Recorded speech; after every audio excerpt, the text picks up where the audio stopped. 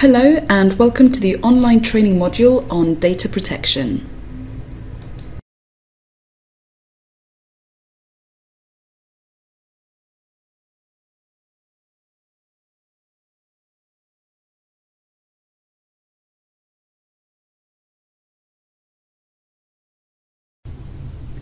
Why is it important that you take this course? The university collects, stores, and uses a lot of personal data. We have a legal obligation to manage it correctly. We can face fines of up to £500,000 if we lose or allow unauthorised access to our data. Most data breaches occur due to error or mishap, so staff awareness is vital. All staff are subject to the university's terms and conditions of employment. These terms and conditions contain the following clauses relating to data protection. For the purposes of the Data Protection Act 1998, the employee consents to the Central Universities and its appointed agents' processing of personal data, including any sensitive personal data of which the employee is subject. The employee agrees to familiarise himself or herself with the data protection principles, which are set out on the University of London website, and to act at all times during the appointment in accordance with the requirements of the Data Protection Act of 1998 in relation to the processing of data. Breach of this undertaking may result in disciplinary action, up to and including dismissal. These clauses are effectively saying that you consent to the university storing data about you, and you agree to look after other people's personal data in the course of your work. The Data Protection Act 1998 concerns the processing of data on identifiable living individuals.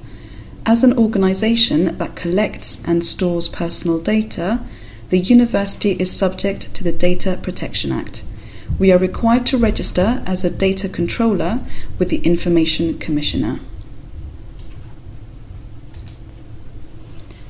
The Data Protection Act, Section 1, defines personal data as data which relates to a living individual who can be identified either by A, from those data, or B, from those data and other information which is in the possession of or is likely to come into the possession of the data controller, and includes any expression of opinion about the individual and any indication of the intentions of the data controller or any other person in respect of that of the individual. So, if you can identify someone from the data or from that data in combination with other information that we hold, it is personal data and therefore covered by the Act. Examples include names, addresses, CCTV images of individuals, bank account details, and references. Section 2 of the Data Protection Act defines sensitive personal data as data consisting of information as to A, your racial or ethnic origin, B, your political opinions, C, your religious beliefs or other beliefs of a similar nature, D, wherever you're a member of a trade union, E, your physical or mental health or condition, F, your sexual life, G, the commission or alleged commission by you of any offence, or H, any proceedings for any offence committed and the disposal of such proceedings. Sensitive personal data covers those areas that can be related to discrimination and therefore requires more careful handling. Examples include health files, trade union membership lists, religious preference on a catering contract, and criminal records. As a registered data controller, the university is required to process data in accordance with 8 principles. Personal data must be 1. Collected and used fairly and lawfully. 2. Held only for lawful specified purposes. 3. Adequate, relevant, and not excessive. 4. Accurate and kept up to date. 5. Held for no longer than necessary. 6. Processed according to the rights of data subjects. 7. Kept securely against unauthorized use or access. And 8. Not transferred out of the European Economic Area unless that country has adequate data protection rights. The sixth principle states that personal data shall be processed in accordance with the rights of data subjects under this Act. The individuals we hold data about, i.e. data subjects, have the right to ask if we hold personal information about them, to ask what we use the information for, to be given a copy of the information, i.e. a subject access request, to be given details about the purposes for which we use the information and of other organisations or persons to whom it is disclosed, to ask for incorrect data to be corrected, to ask us not to use personal information about them for direct marketing. A subject access request costs £10 and an application form can be found on our data protection page. Most people who provide us with their data are expecting us to hold it for the purpose they submitted it for, e.g. admission or library membership. In order to use people's personal data for other purposes, we need to satisfy certain conditions in the Act. The most important one is when the person whose data it is has given their consent. For example, ticking a box which says, "You can send me email updates on this," or responding to a graduate leaver destination survey. Try and obtain consent where you can, so people know how their information is being used. Processing people's data without their consent requires more consideration of the law, and the data protection team should be consulted.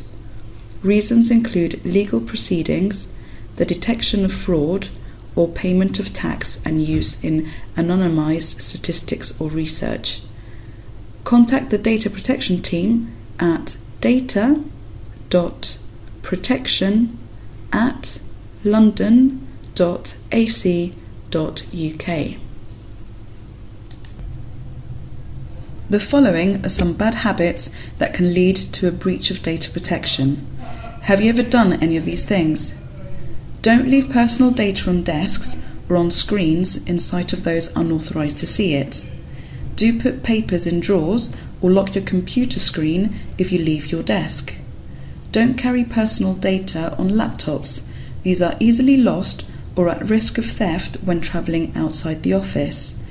Do use a remote connection to the university network to access your data. Otherwise, use a University of London encrypted laptop. Don't access webmail via a personal mobile device such as an iPad, especially if you use Always Keep Me Logged In options on your mobile devices. This may allow unauthorized access in the event of the device being lost and stolen. Do use password protection, or better still, a remote connection to the university network through an encrypted laptop to access data. Don't take hard copy personal data, such as files or printouts, home in your bag. Do use a remote connection to the university network to access data. If you absolutely have to carry hard copy personal data, try to anonymize notes to protect individuals in the event of loss. Don't carry personal data on unencrypted USB sticks. These are easily mislaid or lost. Do consult ULCC on other methods to securely transfer your files. Some more bad habits that can lead to a breach of data protection. Have you ever done any of these things? Don't print up personal data in an open plan office and leave it uncollected. Do use Secure Print and unlock it from the print queue when you get to the printer. Don't send emails or faxes without double checking you are sending personal information to the correct address. Do disable predictive addresses if you're regularly sending sensitive emails. Don't put personal data into recycling or the bin. Do use confidential waste disposal to get rid of personal data or sensitive information. Don't share your passwords or logins with anyone else or use the same for multiple systems. Do maintain complex individual passwords specific to each system. Don't post personal data to your personal cloud accounts hosted externally. These are outside of the university's network and not subject to our controls and protection. Do store personal data in an appropriate place on the university network and use a remote connection to access your data. The Information Commissioner's Office is the regulatory body for data protection in the UK. The ICO has powers to fine organisations that are found in breach of the Data Protection Act up to £500,000. Fines have been issued for the following incidents: loss of an unencrypted laptop containing personal data of 1,500 social care clients, £80,000. Children's social care files faxed to wrong recipients twice, £100,000. Highly sensitive information emailed to the wrong address, £80,000. Computer hard drives which were disposed of contained health records of tens of thousands of individuals, ending up on sale on an internet auction site, £325,000.